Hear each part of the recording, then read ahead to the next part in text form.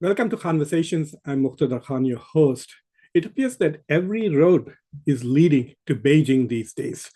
At this moment, right now, the French President Macron, the Commissioner of EU, Ursula von der Leyen, and last week, the Prime Minister of Spain, Pedro Sanchez, were all in Beijing.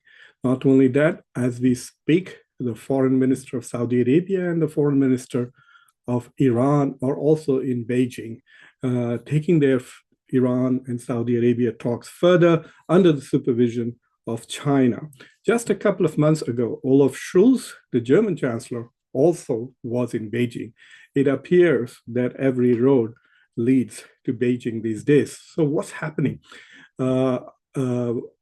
Before I begin this diplomatic briefing, please subscribe to Khanversations. Don't forget to like the video and also ring the bell icon. So when I do my next diplomatic briefing, you will get a notification that there is a new video on Khanversations. So right now, Macron is in Beijing. And apparently his and Ursula von der Leyen's goal seems to be to pressure China to share responsibility for peace between Russia and Ukraine. While neither the French nor the West have advanced any peace process, the Ukrainians have made demands, but what the demands that they make is essentially a capitulation by Russia. It is not a recipe for peace.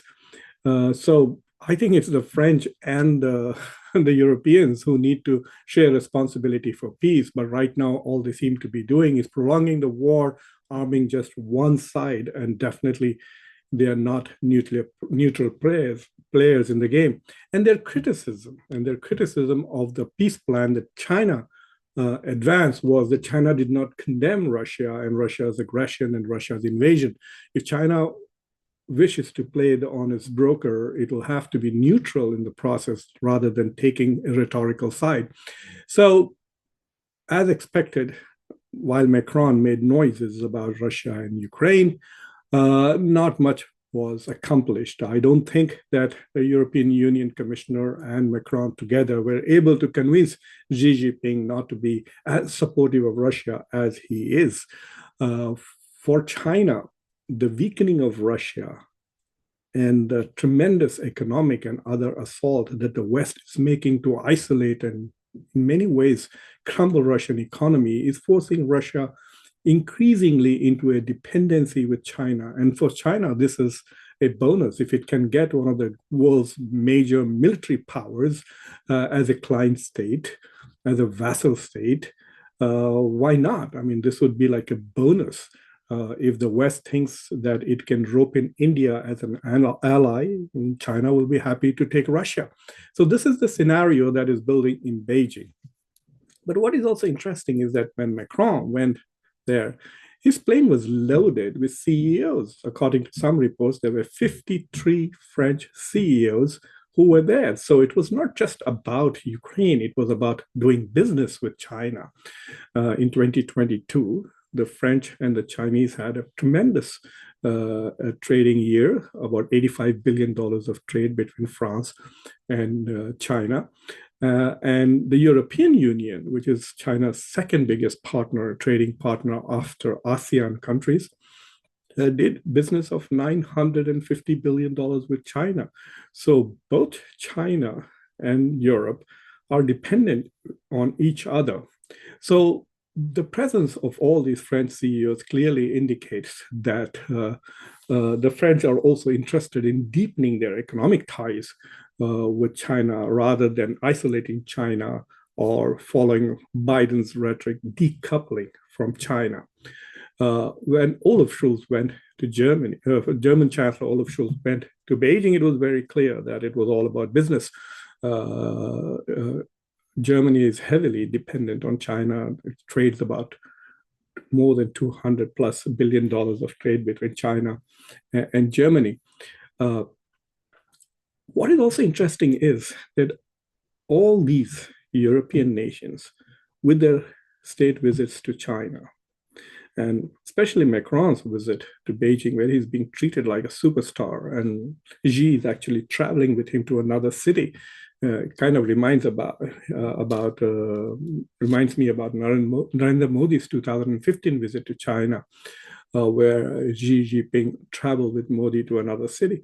So Macron is being treated like a major leader on the world politics, and the critical reason for this is twofold.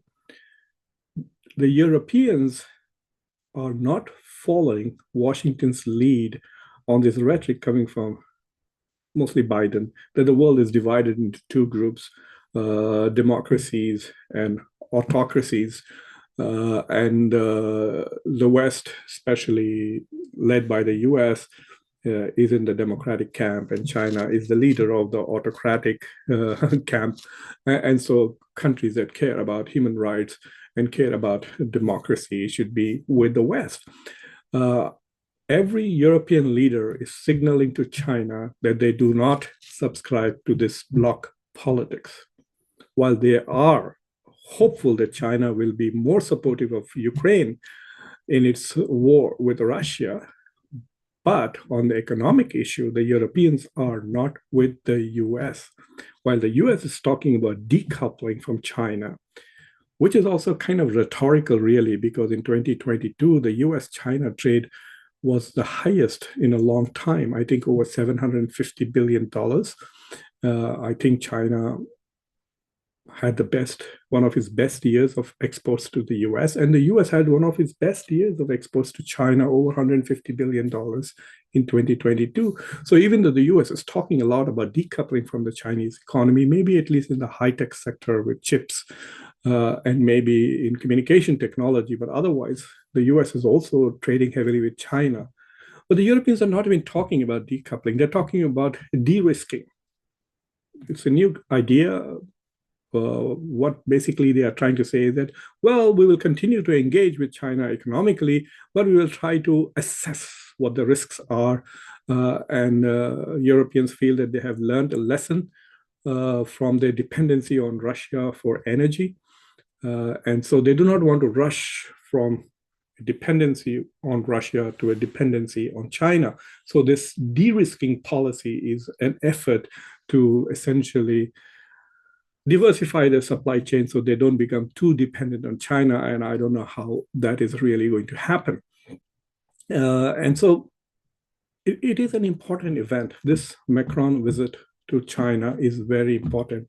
It acknowledges that China is the world's second biggest economy, will remain so for a while. China is a major player on the global stage, and the Europeans are willing to break from Washington to maintain economic relations with China. And this is the strong message. This should be something very troubling to Washington.